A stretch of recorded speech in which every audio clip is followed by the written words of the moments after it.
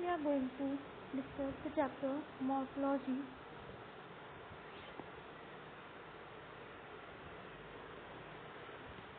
Morphology of flowering plants.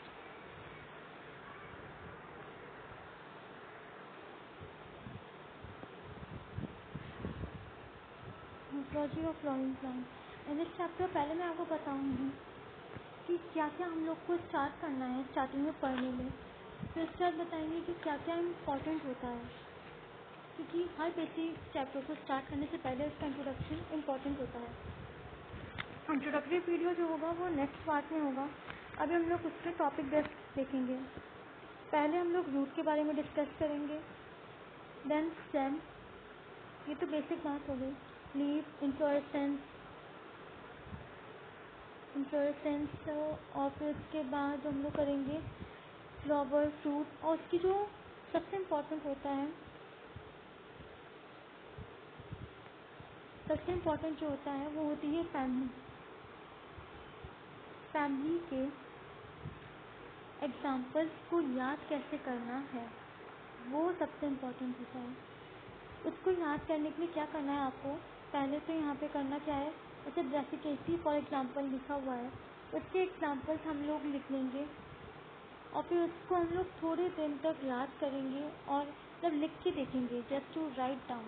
जैसे कि जैसे कैबेज है, आप डेली लिख के देखेंगे तो आपको वो याद हो जाएगी उसके एग्जाम्पल।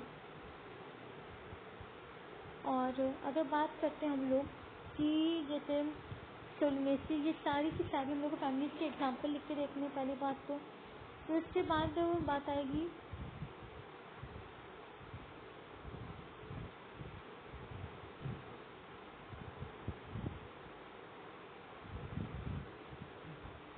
हम लोग को बात आएगी कि सबसे इम्पोर्टेंट चीज़ क्या है चैप्टर में, जिससे क्वेश्चन आते हैं।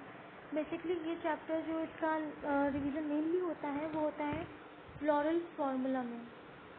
फ्लोरल फार्मूला ये सब आपको पता होना चाहिए, स्टार्टिंग में इसलिए बता दूँगी। फ्लोरल फार्मूला, फैमिलियर एग्जाम्पल जो होते हैं फ्लावर के, फ्लावर की फैमिली, फ्लावर हो गया, फैमिली हो गई, उनके मॉडिफिकेशन, ये सब होता था। अब की बात करें तो सिंपल सी बात ये आती है यहाँ पे कि आपको इस चैप्टर में एग्जाम्पल्स बहुत सारे मिलेंगे जो आपको याद करनी पड़ेंगे। उससे समझने का कोई मतलब कि इसकी यहाँ पे ट्रिक्स होंगी बहुत सारी, जो मैं ट्रिक्स बताऊँगी उसके थ्रू भी आपको बहुत अच्छे से याद हो जाएगा। कुछ चीज़ों की ट्रिक्स नहीं भी होंगी, कुछ की ट्रिक्स हैं जो कि बहुत ईजिली आप ग्रैब कर सकते हो।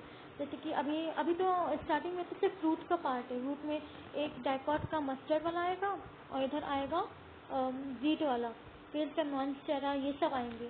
फिर इसके बाद लीफ वाला पार्ट आएगा, तो उसमें आपको पता चलेगा कि कौन सा क्या लीव लिखना है। अब एक वेनेशन का अलग एग्जाम्पल होंगे और जो प्लाज्मेटली कंपाउंड लीफ है, इनेटली कंपाउंड लीफ है, उसके अलग एग्जाम्पल होंगे। अब फिर उसके बाद इन्फ्लोरेसेंस की बात करते हैं तो वहाँ पे एक्सिलरी और जिसे हम लोग कहते हैं रेस मोड, फ्लाइंग मोड, ये सारे ऑर्डर से बात होगी, इसके एग्जाम्पल। फिर फ्लावरिंग में बात करते हैं तो उसमें आएंगे ज़ाइगोमॉर्फिक, एक्टिनोमॉर्फिक, फिर एसिमेट्रिक, इन सब के एग्जाम्पल अलग होंगे। फिर कौन सा ट्राइमेरिस है, कौन सा टेट्रामेरिस है, कौन सा पेंटामेरिस है, इसके हम लोग फैमिली के थ्रू याद करेंगे। और जैसे पेरिगाइनस, हाइपोगाइनस, एपिगाइनस, इन सब की एग्जाम्पल की ट्रिक होगी।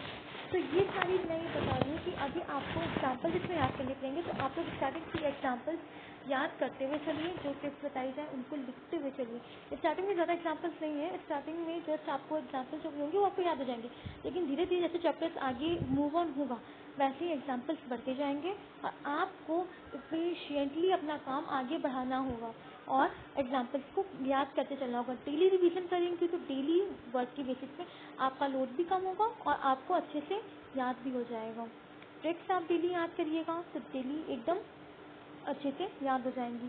सिंपल सी बात है कि डेली वर्क इम्पोर्टेंट होगा इस चैप्टर में और आपको आराम से हो भी जाएगा।